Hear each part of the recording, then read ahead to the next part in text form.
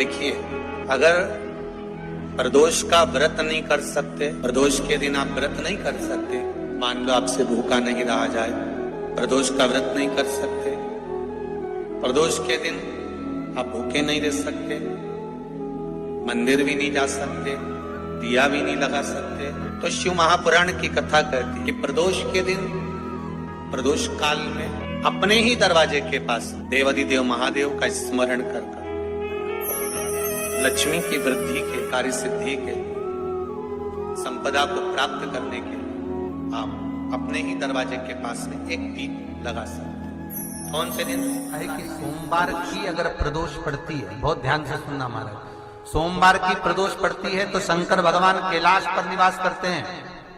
मंगलवार की प्रदोष पड़ती है तो शिव काशी में निवास करते हैं।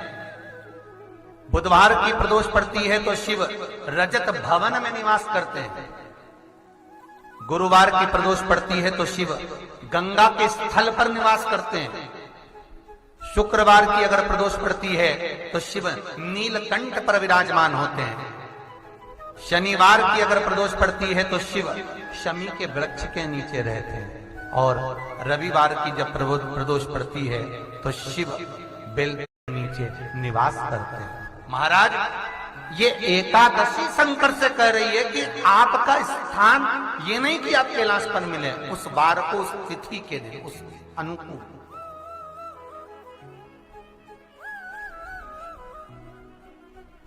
हमारे यहां कहते हैं सोमवार की जो प्रदोष पड़ती है वो इच्छा पूर्ति करती है, मंगलवार की प्रदोष रोग से मुक्ति देती है, बुधवार की प्रदोष कामना की पूर्ति करती है, गुरुवार की प्रदोष शत्रुओं का नाश करती है, शुक्रवार की प्रदोष सुख और शांति देती है, शनिवार की प्रदोष संतान का सुख देती है, और रविवार की प्रदोष जो काम दुनिया में कोई नहीं कर सकता वो अचूक फल की प्राप्ति रविवार की प्रदोष करा देती है। महाराज, ऐसी प्रदोषों का नियम वर्णन किया चाहिए। भगवान कहते ठीक है, तू थोड़ी देर खड़ी हो।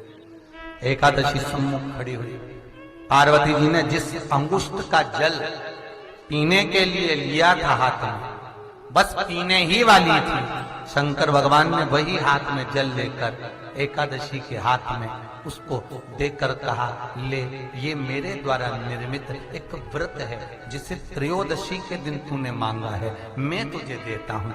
आज इस व्रत का फल मैं तुझे प्रदान करता हूँ। अब तू जिस जीवात्मा को लेकर जाएगी उसका पाप प्रबल नहीं होगा। किसी स्त्री, पुरुष, बालक, बुजुर्ग जो भी होगा जिसने प्रदोष का व्रत करा होगा, वो जीवात्मा को तू किसी फल की कामना से नहीं, स्वतः ही लेकर चली जाए। उसमें कोई कामना नहीं बन सके। जीवन में 11 प्रदोष या 26 प्रदोष करने के बाद आप उसका उद्यापन कर विराम भी दे सकते।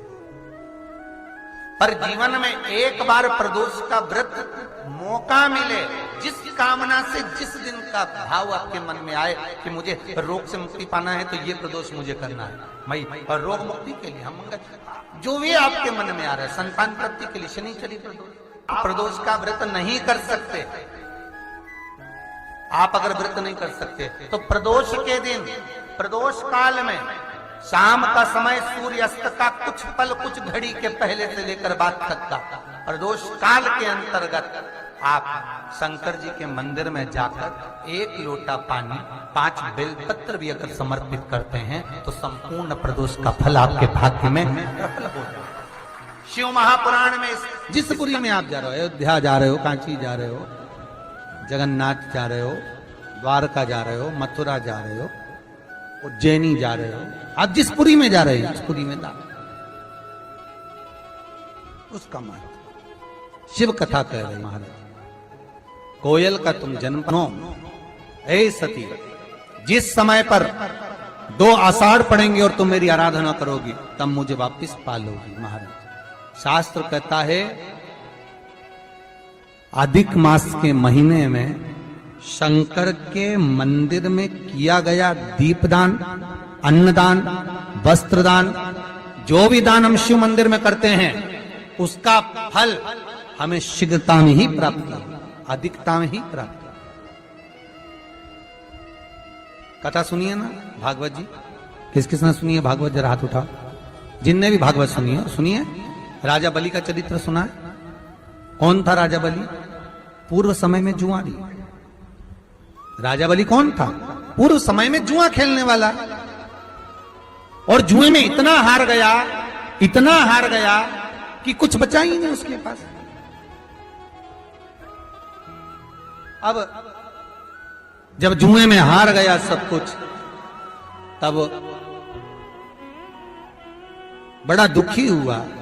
उसने सोचा अब करूं क्या, तो एक संत के आश्रम में चला गया।